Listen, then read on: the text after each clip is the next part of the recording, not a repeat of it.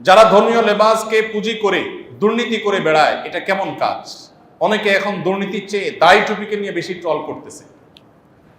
ভাই, সম্প্রতি প্রশ্নপত্র ফাঁসের ঘটনায় আপনারা জানেন, এক ব্যক্তির আলোচনা খুব বেশি হচ্ছে যে তিনি মাথায় টুপি, মসজিদে যাওয়া, ধর্মীয় কাজ করা, এগুলোর জন্য চেষ্টা করেছেন এবং তিনি নাকি বলেছেন যে আমি এই দুর্নীতি করে অবৈধভাবে উপার্জন করা টাকা সব আল্লাহর রাস্তায় খরচ করেছি, দিনের কাজে খরচ করেছি।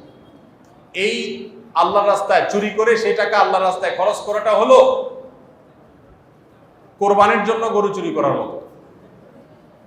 একজনে গরু চুরি করছে, আরেকজনে গরু চুরি করে এনে বিসমিল্লাহ আল্লাহু আকবার বলে কোরবানি করে দিছে গরু। সওয়াব হবে না গুনাহ হবে?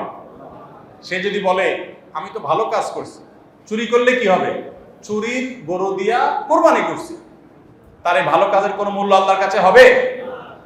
গাছের গোড়া কেটে আগায় পানি ঢাললে যেরকম কোনো লাভ হবে না, ঠিক একই ভাবে দুর্নীতি করে অবৈধভাবে সম্পদ উপার্জন করে কিছু দান সাদকা করে দিলে আল্লাহর সন্তুষ্টি সেরকম অর্জন হবে না।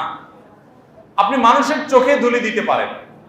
আমাদের দেশে অনেকেই আছেন যারা চুরি ডাকাতি 2 নাম্বারই করে সম্পদের পাহাড় গড়েন। এরপরে একটা বয়সে এসে রিটায়ারমেন্টে যাওয়ার পর বা একটা পর্যায়ে এসে মসজিদে, মাদ্রাসায়, মাহফিলে হুজুরদেরকে, আলেম ওলামাদের, গরিব দুঃখীদের দান সাদকা করে তার একটা ইমেজ তৈরি করেন এলাকাতে। হাজী সাহেব, গাজী সাহেব, টুপিওয়ালা সাহেব, জুব্বাওয়ালা সাহেব, উনি অনেক সাহেব হয়ে যান। কিন্তু সাহেব মূলত জনগণের টাকার চোর, সম্পদ লুণ্ঠনকারী, অবৈধ উপার্জনকারী, দুর্নীতিবাজ। কিন্তু তিনি তার একটা ফেস মানুষের সামনে তুলে ধরেন, তিনি দানবীর। তো তার এই দানবীরতা দেখে, দানশীলতা দেখে সাধারণ মানুষ বিভ্রান্তিতে পড়ে যান, তারা তাকে ভালো মনে করেন হয়তোবা, কিন্তু আল্লাহ তাআলা তার প্রিভিয়াস সকল হিস্ট্রি জানেন না। তো এই সমস্ত দান সদকা করে মানুষের চোখে ধুলি দেওয়া যেতে পারে, কিন্তু আল্লাহকে কোনোভাবে বিভ্রান্ত করার সুযোগ নেই।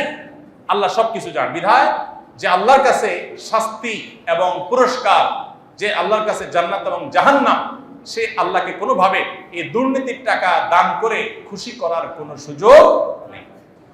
এখন যারা বলছেন যে এই লোকটা দাড়ি টুপি রেখে তারপরে দুর্নীতি করছে, শুধু এই লোকটা করছে তা না, আমাদের সমাজে অনেক লোক আছে দেখবেন দাড়ি টুপি লাগায়া তারা দুর্নীতি করতেছে। এখন এটা দেখে অনেকে সোশ্যাল মিডিয়াতে দাড়ি টুপির সমালোচনা শুরু করছে। তো এটা হলো আরেক মূর্খতা। কেন মূর্খতা বললাম?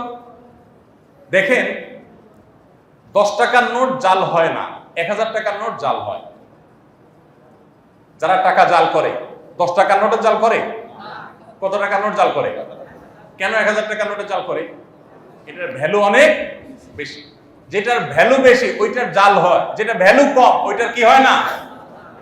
দাড়ি টুপির ভ্যালু বেশি দেখেই তো চোর ডাকাতরা ওইটা নকল করে। দাড়ি টুপির মর্যাদা বেশি দেখেই চোর ডাকাতরা সেটা নকল করে। এখন 10 টাকার নোট যদি বলে যে ভাই আমার তো কোনোদিন জাল হলো না, ও 1000 টাকার নোট, তুমি খারাপ মানুষ এই জন্য তোমারে জাল করে মানুষ। 10 টাকার নোটের এই যুক্তি কি সঠিক না ভুল? আরে বেটা, তোমারে জাল করে কি লাভ হবে? তুমি 10 টাকা, তোমার দাম কি? এই জন্য তোমারে জাল করে না। 1000 টাকার নোটের জাল করা হয়, সেজন্য এটা কি 1000 টাকার নোটের কোনো দোষ? 1000 টাকার নোটের জাল হয় সেজন্য কি 1000 টাকার নোটের মর্যাদা কমে? অতএব দাড়ি টুপির মর্যাদা বেশি দেখে সেটাকে জাল করা হয়, এই জন্য দাড়ি টুপির মর্যাদা কমবে। চিটাররা দাড়ি টুপি পরে চিটারি করে, দুর্নীতিবাজ, ডাকাত, মানুষের সম্পদ আত্মসাৎকারী, বিভিন্নভাবে প্রতারণা যারা করে, বিভিন্ন সময় এরা অনেকে ধার্মিক সাজে। এরা হলো ধর্ম ব্যবসায়ী। এরা হলো ধর্ম ব্যবসায়ী। সে ধর্ম ব্যবসা করছে, অন্যায় করতে গিয়ে ধর্মের লেবাস ধারণ করেছে। এখান থেকে বোঝা যায় ধর্মের লেবাসের ভ্যালু এই সমাজে আছে, এই জন্য সে সেটা ধারণ করেছে। এটাতে ধর্মের লেবাসের মর্যাদা আরো বাড়ে, এটার মর্যাদা যে আছে সেটা আরো প্রমাণ হয়।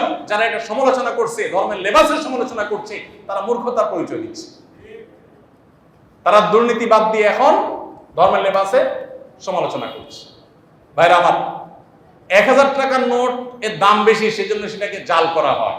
এখন আপনি কি সমালোচনা জাল করার করবেন না নোটের সমালোচনা করবেন? জালকারীর সমালোচনা করবেন না নোটের সমালোচনা করবেন? ঠিক একইভাবে যে টুপি দাড়ি করে দুর্নীতি করেছে আপনি তার দুর্নীতির সমালোচনা করবেন, টুপি দাড়ির না। আল্লাহ তাআলা আমাদেরকে সঠিকটা বোঝার তৌফিক দান।